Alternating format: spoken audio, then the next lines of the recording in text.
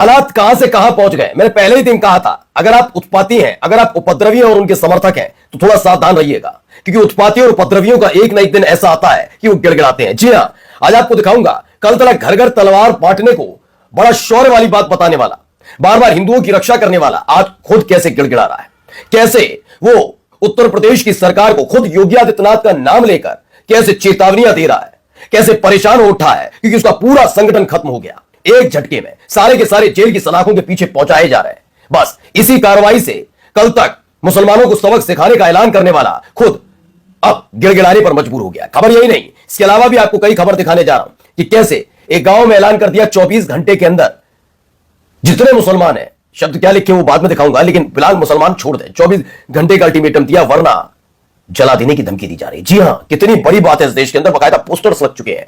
महिलाएं देखकर, मुस्लिम महिलाएं देखकर बदतमीजी की सारी हदें पार कैसे होती है वो दिखाऊंगा।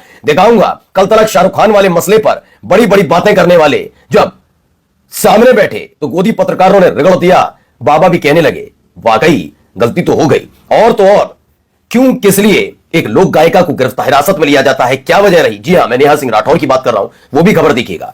ये देखिए खबर क्या है, जरा सुनिएगा इस आदमी को। इस आदमी ना वो अपने मन ये धर्म परिवर्तन, लव जिहाद और तलवार बांटो, ये तमाम चीजें चल रही थी। अब इन्हें गुरु गोविंद सिंह जी की याद आ गई। इससे पहले इसके मुखमंडल से आपने कब गुरु गोविंद सिंह जी का नाम सुना होगा? कभी नहीं। मैंने कहा ना, इससे सब याद आएगा, इस आदमी को अब सब याद आएंगे, सारे सब कुछ। गुरु गोविंद सिंह जी के तुम सेना बनोगे, पता भी है क्या उनकी विचारधारा थी, क्या चीजें थी? कुछ पता नहीं है तुम्हें कुछ पता ही नहीं है।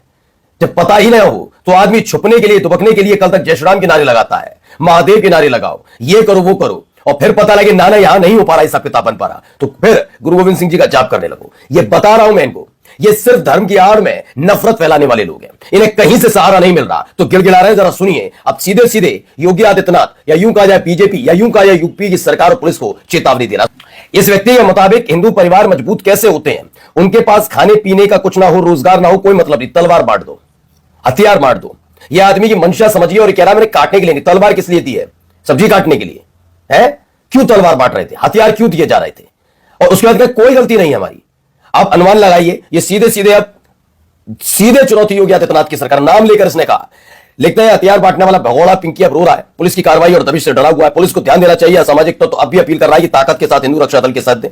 यूपी पुलिस जल्द इसकी लोकेशन ढूंढ लेगी और इसका भी कानूनी इलाज किया जाएगा, ऐसा दावा है। चलिए अगली खबर दिखाता हूं। ये जरा एक पोस्टर्स चल रहे हैं, जय श्री राम लिखा हुआ है, हर हर महादेव लिखा है, सभी नाम, जैसा कि इलाहाबाद हाईकोर्ट के एक जज ने नाम लिया था हिंदुवादी संगठन के कार्यक्रम में। हाल ही में आपको याद होगा योगी आदित्यनाथ ने विधानसभा के अंदर लिया था, वही शब्द का नाम है 24 घंटे के अंदर गांव खाली कर दो वरना सभी जिंदा जला दिए जाओगे। कट्टर जो भी सनातनी कोई भी है तो ये है, गांव छोड़ो वरना जिंदा जला दिया जाएगा। यूपी के सिकंदराबाद के गांव में पोस्टर लगाए गए हैं। बताइए, उत्तर प्रदेश के अलग अलग हिस्सों में इस तरीके की गतिविधियों को अंजाम दिया जा रहा है। एक तो भाग ही रहा है, अब इनका भी क्या होगा आज आप समझिए। खुल्लम खुल्ला जला देने के कहा जा रहा है कि हम ये कर देंगे। ये कानून व्यवस्था को ताक पर रखने वाला खेल है। क्यों है? कोई मतलब नहीं, कोई लेना देना नहीं है, क्लिंग करना है। जरा इसको भी देखिए, इसकी हरकतें देखिए, खास तौर पर चूंकि इसमें म्यूजिक है इसलिए देखिए, मुस्लिम महिलाएं निकल रही हैं, वहीं मूंछ पर ताव देकर निकलेगा। वही लफंगापन जो करते हैं, वही लफंगापन करने के लिए जाने जाते हैं, वही हो रहा है। देखिए रील बनाई जा रही है खास तौर पर। इससे क्या इसने साबित कर लिया? आप देखा वीडियो। अब है हरियाणा का करनाल, ऐसा दावा था मुस्लिम का है, यह बजरंग दल का कार्यकर्ता, इसका कोई राणा नाम है। ये एक आपत्तिजनक वीडियो बनाता है जिसमें खास तौर पर मुस्लिम महिलाओं को टारगेट किया जाता है। ये video use is song by Agra based MS Thakur and includes derogatory claims quoting Muslim Mughal girls as being impressed by displaying so called bravery। ये देखिए आपत्तिजनक स्थिति हो रही है, लेकिन हमारे देश में क्या है? महिलाओं के सम्मान में बीजेपी मैदान में। खैर, इस पर कोई आपत्ति अभी भी आप मुसलमानों को नहीं करनी चाहिए। जब हिंदू लड़कियों के ऊपर हो रहे अत्याचार, हिंदू लड़कियों का हो रहा शोषण और उनके लिए आवाज उठाने का वक्त खुद इस वक्त हिंदुवादी संगठन के पास नहीं है, और तो और सरकार तक इस पूरे मामले पर चुप्पी साध कर बैठी है, तो उम्मीद ही क्या की जाए कि मुस्लिम महिलाओं की रक्षा के लिए भी कुछ किया जाएगा। ठीक है, अब आ जाइए, चलिए एक और वीडियो आपको दिखाता हूं, जरा सुनिए भाई का ज्ञान सुनिए। मेरा दर्द सनातनियों को है, बांग्लादेशी में हत्या हुई है उसको है। मेरा दर्द वो 6 वर्ष की बच्ची है जिसे जिंदा जलाया गया है। मैं आपसे सिर्फ पूछ रहा हूँ, ईमानदारी से आप बताइए, खाने आई है, ईमानदारी से बताइए, वो जब जिंदा जलाई गई 7 साल की बच्ची और वो तमाम बच्चियों के साथ दुष्कर्म हुआ और मंदिर तोड़े गए, आपको दर्द नहीं हुआ? ईमानदारी से बताइए। अच्छा, ईमानदारी से सुनेंगे आप? मजा आएगा। मुझे बहुत तकलीफ हुई सर, मैंने इस पर शो भी किया, सर, और मुझे वाकई में बहुत तकलीफ हुई। लेकिन मेरा सवाल ये है कि देवकीनंदन ठाकुर जो है, मुझे ऐसा लगता नहीं है उनको तकलीफ जो बांग्लादेश में हिंदुओं के साथ हो रहा है उसको लेकर हो रही है। मुझे ऐसा लगता है कि देवकीनंदन ठाकुर को निशाने पर शाहरुख खान को लेना है, इस वजह से देवकीनंदन ठाकुर ये तमाम बातें कर रहे हैं। सही पकड़े हैं। वरना तो सर देश के अंदर शेख हसीना अभी भी रह रही है, इस पर तो देवकीनंदन ठाकुर ने कुछ नहीं कहा। खालिदा जिया का निधन होता है और भारत सरकार की तरफ से हमारे विदेश मंत्री वहां पर जाते हैं और अफसोस जताते हैं, इस पर तो देवकीनंदन ठाकुर ने कुछ नहीं कहा। बीसीसीआई को तो देवकीनंदन ठाकुर ने गद्दार नहीं कहा।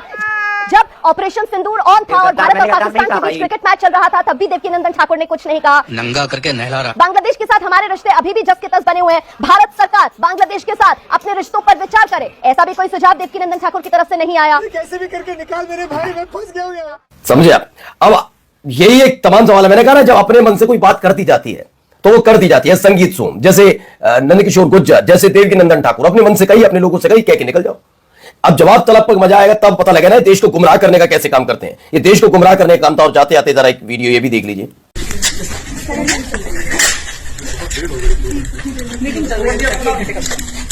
तोड़ दियो कमला ना, मेरे सामने अंदर बैठा इनको ले जाओ, दो शुभांगी रखें, जाओ ले जाओ अंदर अंदर अंदर वाले कमरे बाहर।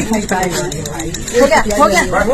तो लखनऊ की थाना हजरतगंज पुलिस ने नेहा सिंह राठौर को हिरासत में ले लिया है। फिलहाल दावा है कि पूछताछ चल रही है और मसला इन पर एक गीत को लेकर था, आपत्ति और बयान को लेकर था, तमाम चीजें थी। लेकिन मैं कहता हूं ठीक किया, हो सकता है देश के कानून के हिसाब से नेहा सिंह राठौर ने कोई टिप्पणी की हो गलत हो।